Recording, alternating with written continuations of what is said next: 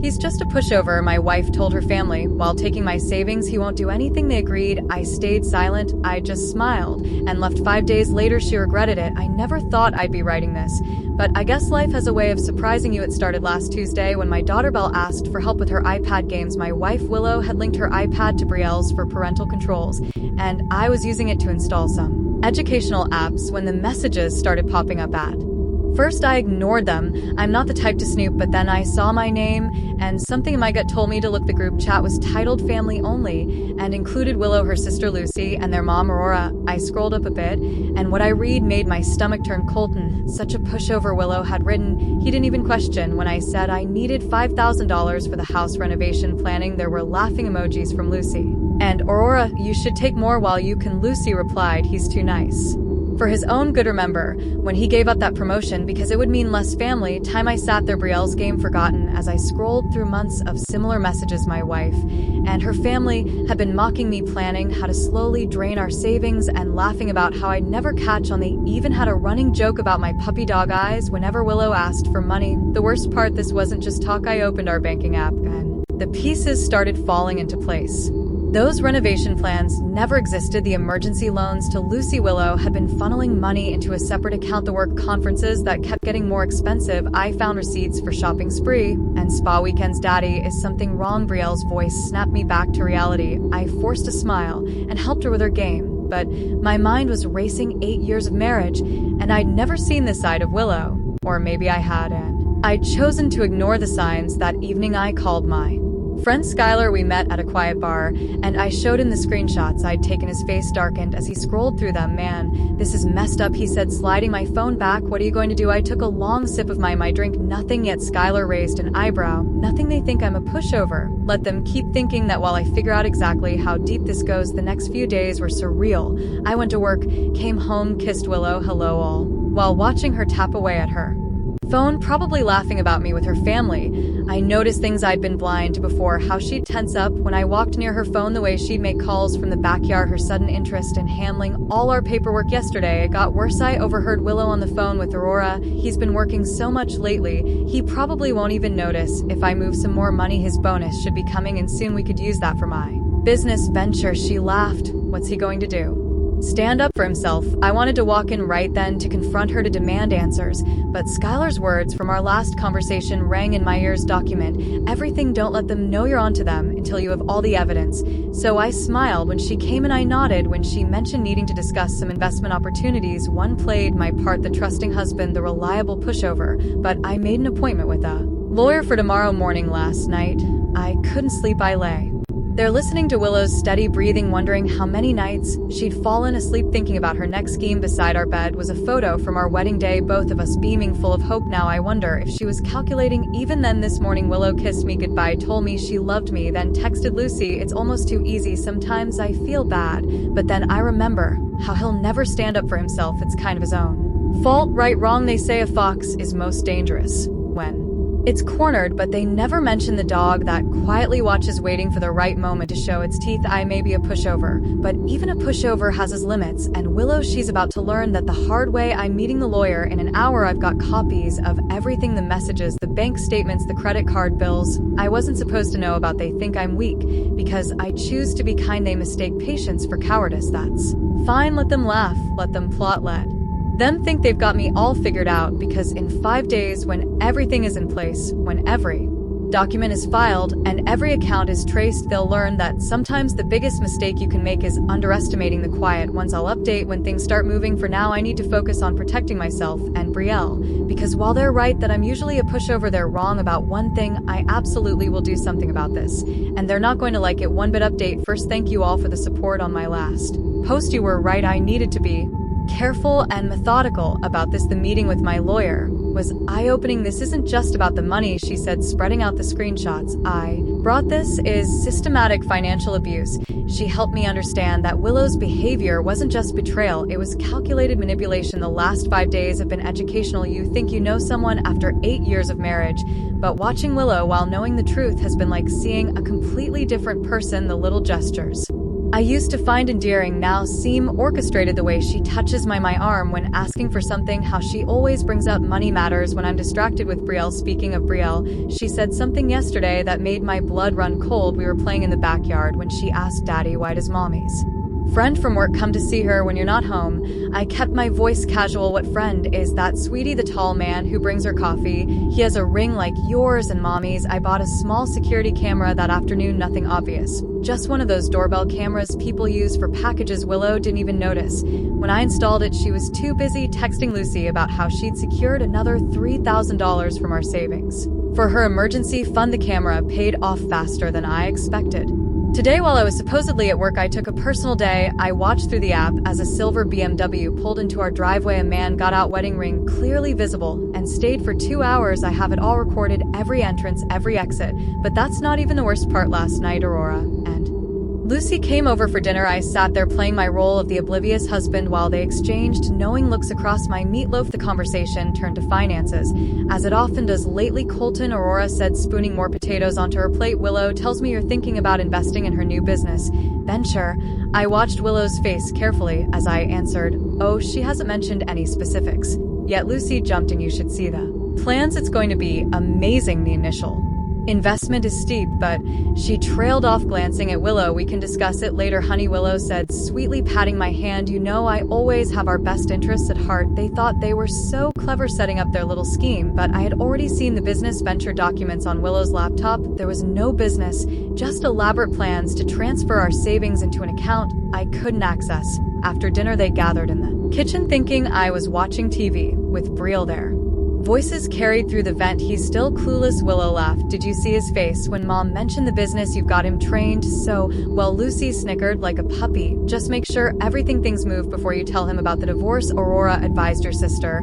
And I didn't raise you to settle for some pushover who can't even stand up for himself. I held Belle tighter as we watched her cartoon, my mind racing. They were planning to blindside me with divorce papers after cleaning out our accounts. The timing suddenly made sense. My annual bonus was due next month today, while Willow was working late with her friend in the BMW. No doubt I met with a forensic accountant. The numbers tell quite a story. Missing money, hidden accounts, credit cards I never knew existed, all meticulously documented. Now I also hired a private investigator, expensive, but worth it. Within 2 days, he had photos of Willow and her friend at various hotels. He also found something interesting. Her friend isn't just married, he's married to one of her biggest clients. Skylar thinks I should confront her now, but that would be premature. You've got enough evidence, he argued over drinks tonight. Why wait? Because tomorrow is the annual family dinner at Aurora's house. The whole family will be there. Lucy's husband, new boyfriend, all the people who've been laughing at the pushover behind his back. I've arranged for some interesting documents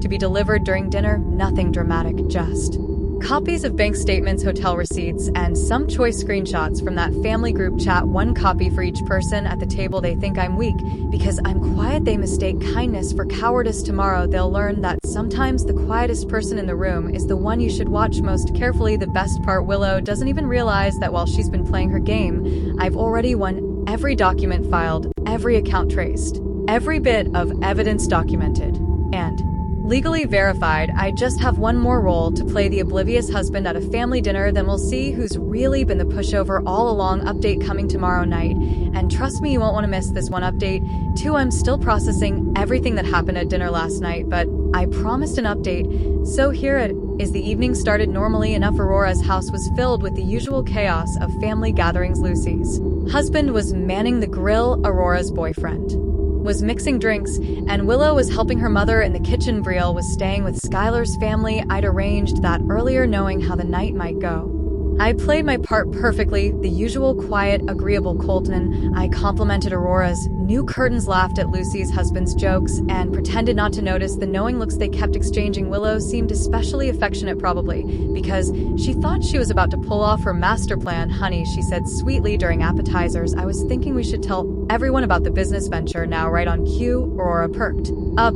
Oh, yes, Colton, you're going to be so excited about this opportunity. That's when the doorbell rang. I'll get it, Lucy offered, but I was already standing. No, please let me. It's probably the surprise I arranged. The confusion on their faces was priceless. This wasn't in their script. I returned with 6 manila envelopes, each marked with a name. Before we discuss any business ventures, I said, keeping my voice calm, I thought everyone might want to review these documents. The room went silent as they opened the envelopes. I watched their faces change as they realized what they were looking at: bank statements, hotel receipts, screenshots of their group chat messages, pictures of Willow with her friend, time-stamped, dated, documented. Willow's face went white. Colton, I can explain. Can you explain the $47,000 you've diverted from our savings? I asked quietly.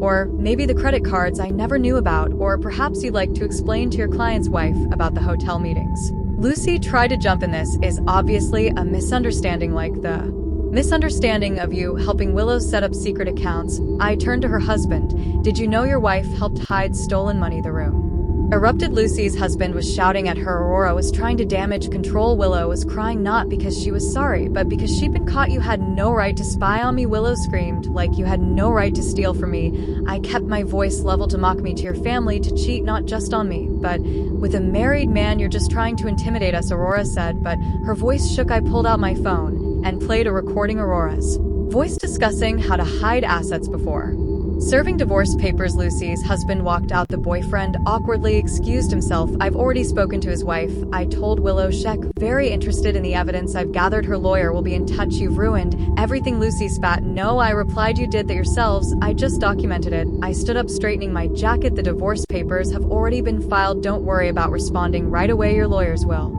have plenty to review. The forensic accountant's report makes for particularly interesting reading. Willow finally found her voice. What about Brielle? You mean the daughter you were planning to use as leverage, the one you discussed taking full custody of in your messages? The custody evaluator will be very interested in those discussions. I headed for the door, then turned back. Oh, and Willow, the business venture you were planning to discuss tonight, the one that needed a $50,000 investment. I've submitted those fake documents to the authorities. Fraud is a serious offense. You can't prove anything, Aurora shouted. I smiled. I have proof of everything, every message, every transaction, every meeting. While you were all laughing about the pushover, I was building it.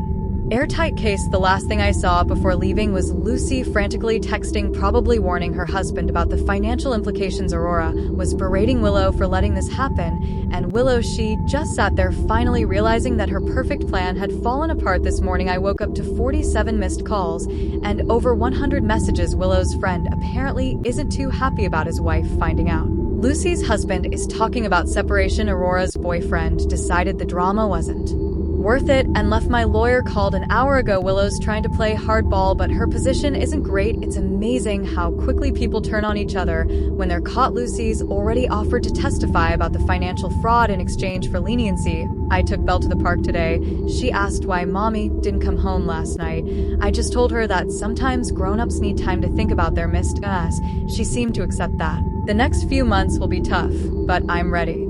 They thought I was weak because I was kinda assumed I was a pushover because I chose peace. They never realized that real strength isn't about being loud or aggressive. It's about being strategic and patient. Tomorrow we start the legal proceedings. Willow's friend has his own mess to deal with. Lucy's facing potential fraud charges, and Aurora, she's learning that actions have consequences. I'll update once the dust settles, but for now I need to focus on Belle. She's what matters most in all of. This turns out this pushover had teeth. After all, final update. It's been 6 months since that dinner at Aurora's house. A lot of you have been asking for an update, and now that the dust is settled, I can finally share how everything played out. Let's start with Willow's friend. His wife didn't just divorce him, she owned half his business. When she found out about the affair, she didn't get mad. She got even. She called every major client they had, including some who were personal friends by the time she was done. His reputation was in shambles. Last I heard, he's living in a studio apartment and driving for a ride-share company. Willow didn't fare much better. Remember those fake business documents they were planning to use to get my investment? Turns out they'd pulled that scam before 3 other men came forward with similar stories. The authorities were very interested in that pattern. Willow's facing charges for fraud and grand theft. Her license was suspended pending investigation. No one wants to work with someone who scammed their own husband. Lucy's life imploded spectacularly. Her husband didn't just leave, he went nuclear when he discovered she'd been helping Willow hide money for years. He had his own forensic accountant look into their finances, found out she'd been stealing from his company too. She's facing criminal charges, and her husband made sure everyone in their social circle knew why Aurora tried to play the victim card, claiming she was just supporting her daughters. That story fell apart when the investigators found emails showing she was the mastermind behind several of their schemes. She'd done this before, helping her daughters target men she deemed weak. Her boyfriend ran for the hills when he realized he might have been next. The divorce proceedings were surprisingly quick. My documentation was thorough, and Willow's attempts to paint me as controlling backfired spectacularly. The judge was particularly interested in their group chat messages mocking me while planning to take my money. Nothing like conspiracy and writing to speed up a divorce. But here's where it gets interesting. Remember how they always called me a pushover? That same patience and attention to detail that made them underestimate me. It helped me build an airtight case. The forensic accountant found money trails leading back years, every transaction, every hidden account, every fraudulent document, all meticulously documented. Custody wasn't even a fight. Those messages about using Brielle as leverage, the ones where Willow discussed disrupting my relationship with our daughter, they didn't play well. In family court, I got primary custody, with Willow getting supervised visitation. When she's not dealing with her legal troubles, their social circle crumbled. Turns out people don't like finding out they've been friends with criminals. Willow's high society friends disappeared when they realized she'd been lying about everything. Lucy's country club membership was revoked, apparently fraud charges violate their code of conduct. Aurora's church asked her to step down from her leadership roles. The financial aftermath was brutal for them. The court ordered full restitution of stolen funds plus penalties. Willow's hidden accounts were frozen. Lucy's assets were seized. Aurora's retirement fund took a massive hit, covering her daughter's legal fees. Last week, I saw Willow at the grocery store. She was using a prepaid card to buy generic brands. She tried to avoid me, but Brielle spotted her. "Hi, mommy," she said, then turned to me. "Daddy, can we get ice cream?" The look on Willow's face when I pulled out my wallet, the same one she used to mock me for being careful with money, was priceless. Even more so when Brielle chatted happily about our recent vacation and her new private school. Yesterday, Lucy's husband called me. He's found evidence of similar schemes going back to their college days. Other men they'd targeted, other lives they'd tried to destroy. He's turning everything over to the authorities. The investigation is expanding. Aurora sent a letter begging me to be reasonable and dropped the charges, said I was destroying her family. I sent back copies of every message where she encouraged her daughters to steal from me, with one note: actions have consequences. Skylar asked me if I feel bad about how things turned out. I don't. They chose their actions. I just made sure they couldn't escape the consequences. They thought being quiet meant being weak. They never realized that the quiet ones observe everything, remember everything, and know exactly when to strike. Brielle and I moved to a new house in a better school district. She's thriving, making friends, and seeing a counselor to process everything. Last night, she asked why some people do bad things. I told her that what matters isn't what others do to us, but how we choose to respond. The ultimate irony: if they just been honest, I would have helped them. If Willow needed money, I would have supported her legitimate business. If Lucy was struggling, I would have helped. Instead, they chose greed and mockery and lost everything. Sometimes karma needs a little help. They played their game thinking I was too weak to fight back. They never realized I was playing a longer game, one where patience and documentation beat quick grabs and easy lies. So here we are, them facing criminal charges and social ruin, me having dinner with my daughter in our new home. Turns out the pushover they mocked wasn't so weak after all. Remember, not all strength roars. Sometimes it just takes notes, builds a case, and waits for the perfect moment to